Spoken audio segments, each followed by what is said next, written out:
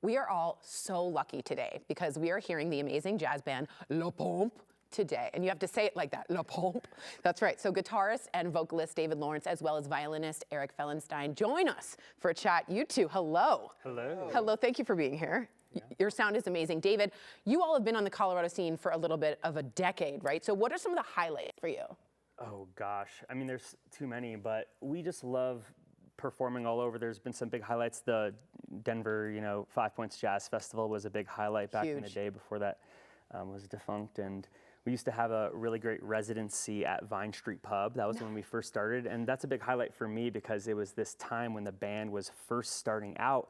And we got to play, I believe it was like twice a week, sometimes it was every week, but it was for almost 2 years. Wow. And another residency we had was almost 2 years at Union Station. So a lot of those, those are kind of my favorite times for the band, not these one big festivals. Right. We've played City Park Jazz for 5,000-6,000 people, but it's those residencies where we had to set up a kind of relationship with the bar and relationship with the fans and the swing dancers that would come out. So all those are just really special. I would have swung dance. Is that the past tense?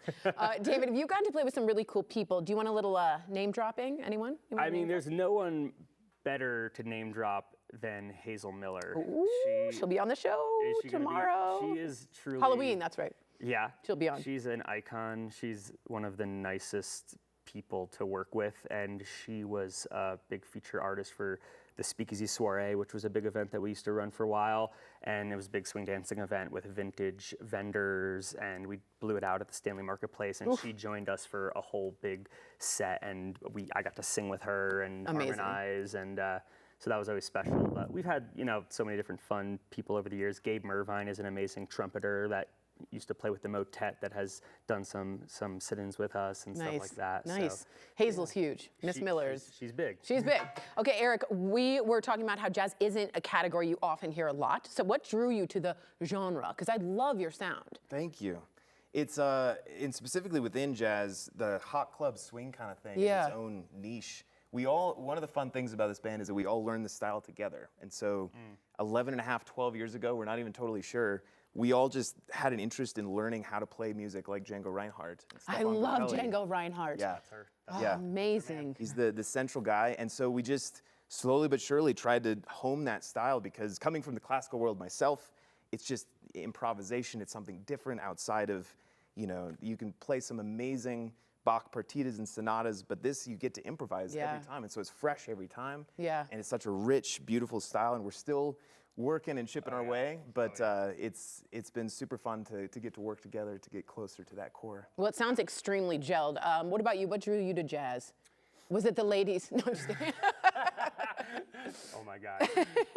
It's the challenge of it in a lot of ways. As a guitar player, I was playing a lot of early blues music, and that's still a big part of my soul, and it comes out in my music. But there was something where I wanted to really start pushing myself to learn the instrument more, and jazz is really great for that because you can't fake it. You really have to know what's going on. You have to master it. You have to get there, and like Erik said, it was this journey together, and it's kind of crazy because we all got interested in this style in a similar stage in our life and time, and it's a style that you need other people. Sitting there by yourself in your room to try to learn this style, it doesn't really work that well. So to have us together doing it was little really community special. I'm very jealous. Okay, what's a common misconception about jazz? You want to debunk anything about jazz? I'll start one. Okay. I mean, for me, it's I think when many people, not all people, hear the word jazz, they think of one type of jazz, which would be kind of bop or like bebop style jazz, which is amazing, but there's a sort of it's Dizzy Gillespie, it's a lot of notes, it's a little bit syncopated,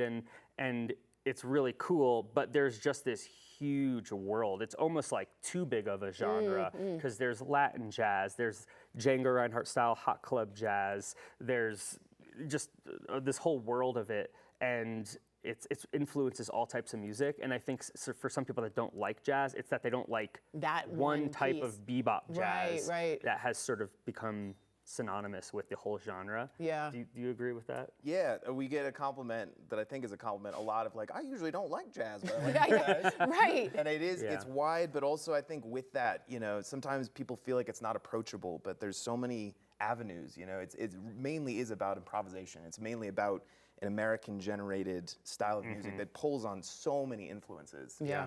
From African culture to Creole culture to European now. classical music. Yeah. Tin it's- Pan Alley all the way back there. Yeah. And because of that, it spreads its fingers into so many different places. And it is wholly American in that way that it Yes. sucked it all in. That's so interesting. Okay, what should we be on the lookout for you? Because I'm gonna want to see you more. Upcoming shows, and also y'all do weddings, is that right? We do a lot of Okay. weddings. I think our producer went to some weddings where you were, or last week. While Last you were, weekend. Oh, this weekend? There he is. There's Moss. Way to go, Moss. You Oh, look- that's from the wedding. That's my God. so First dance. cute. We look good. You do look good, That was y'all. the bride and groom. That was a fun group too. So what kind of shows are you doing next we can go see? It's on the bumper there. We have a really exciting show with Alicia Straka, who's about to play with us, an incredible accordion player and vocalist. I love her. The red hat? Yes, She's the my red favorite. hat, the woman in the red hat. We get to play a bunch of French music in about a week at Swallow Hill Music, and that's going to be a really fun show for us. What day is that? Next Sunday, Okay. October 26th, I believe. Okay. Yes. And it's going to be a good one. We also have a run of a bunch of Christmas shows coming up, so keep your eyes out for that. But the newest one is October 26th. Amazing. All right, I'm going to send you guys over because I'd like to have some more serenading for me, myself, and I. Go ahead. Crooning. That's a little crooning. Thank you so much for being here. I can't wait to hear Thank more of you. you.